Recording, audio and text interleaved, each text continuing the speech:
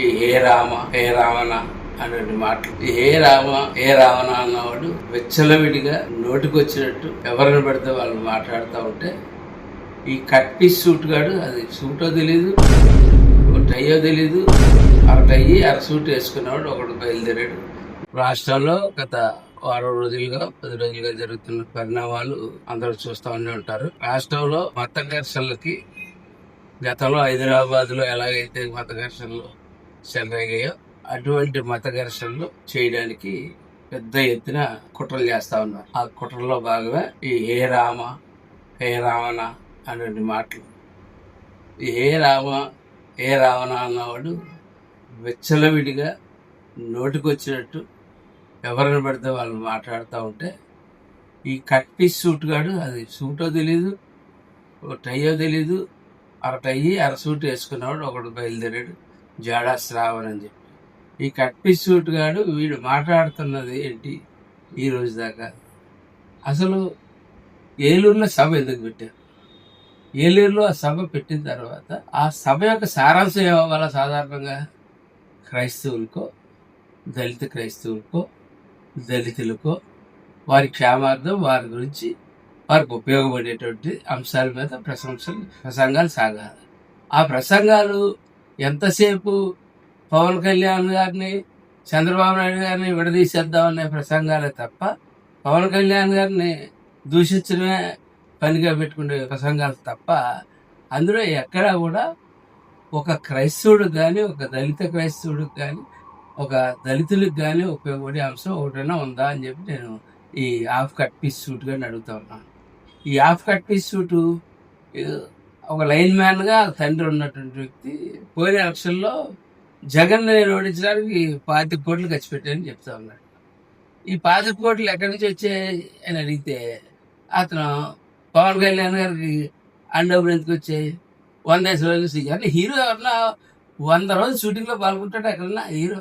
మహా అయితే 15 రోజులు 20 రోజులు అందులో పవన్ కళ్యాణ్ గారి లాంటి హీరో 30 రోజులు ఉంటాయి. మిగిలిన పాటలన్నీ షూట్ చేసుకుని ఇలాంటి సింగిల్ టేక్లో షార్ట్ ఓకే చేసే ఏకైక హీరో పవన్ కళ్యాణ్ గారు. అటువంటి హీరోతోటి తక్కువ టైం స్పెండ్ చేసి పెట్టుకుంటారు షూటింగ్లు ఎవరన్నా సరే. అది కూడా తెలీదు. ఆయన ఇన్కమ్ ట్యాక్స్ లెక్కలు కూడా చెప్పేస్తా ఉన్నాడు. ఇటువంటి హాఫ్ కట్ పీసులు అందరినీ కూడా తాడేపల్లి పెంచి పోషిస్తూ ఉంది కదా. వెనకాల రావణ వెనకాలన్నా అవ్వచ్చు, ఇతర వెనకాలన్నా అవ్వచ్చు, తాడేపల్లి మొన్నే తెలుస్తుంది కదా, హాయ్ రామ హాయ్ రావణ కొత్త మాటలు వినపడతా ఉన్నాయి ఇతర నోట్లో.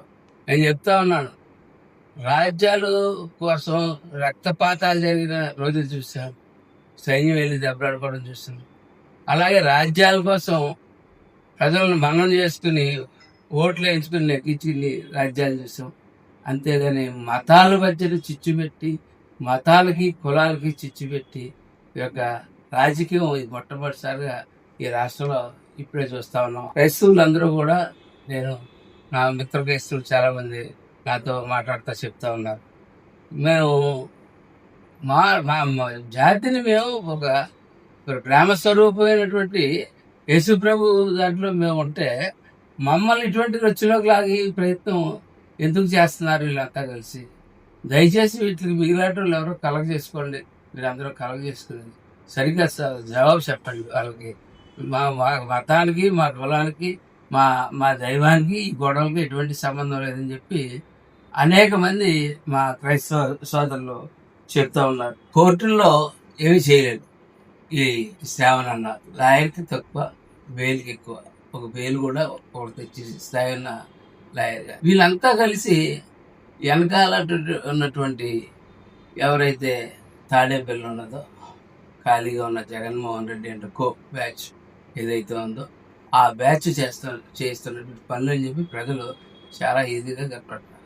ఎందుకంటే ఒక మనిషి ఈ బాధల్లో ఉంటే సహాయం చేసి హృదయంతో అనేక మంది ఉంటారు. అందులో మొట్టమొదటిగా ఉండేది పవన్ కళ్యాణ్ గారు. తురాలి ప్రీతి ఆ అమ్మాయి విషయంలో ఆయన ఆవిడ కోసం, ఆ అమ్మాయి కోసం చేశారని చెప్పి మీరు అంతా అనుకుంటున్నారు. నేను ఈ వ్యవస్థలో అనేక మంది అమ్మాయిలు అటువంటిది అండగా నిలబడాలని, ఫర్ ఎగ్జాంపుల్ ఆ అమ్మాయిని తీసుకుని అటువంటి కేసులు భుజాన్ని వేసుకుని న్యాయం జరగాలని ఆయన ఫైట్ చేశాడు. వాళ్ళకి గవర్నమెంట్ పరంగా వచ్చి కార్యక్రమాలు అన్నీ చేశారు. అటువంటి ఆమె మనం మోసం చేస్తే తిరిగి వాళ్ళకి డబ్బులు కమ్ముడిపోయి ఆవిడ మోసం చేస్తే ఇదోటి బాగా జాగ్రత్త గమనించాలి.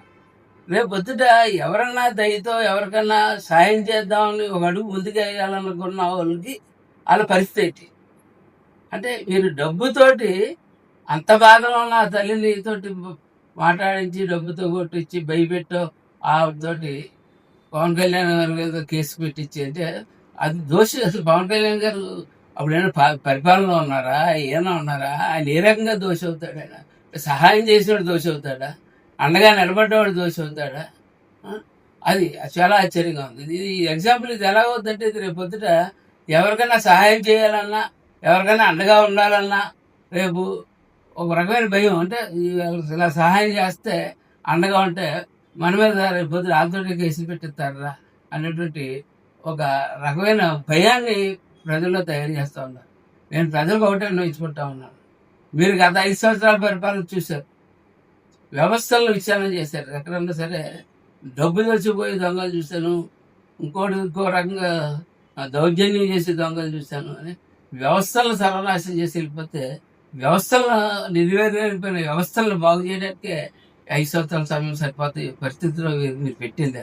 అంటే మీకు ముందు తెలీదా అని మీరు అడగవచ్చు.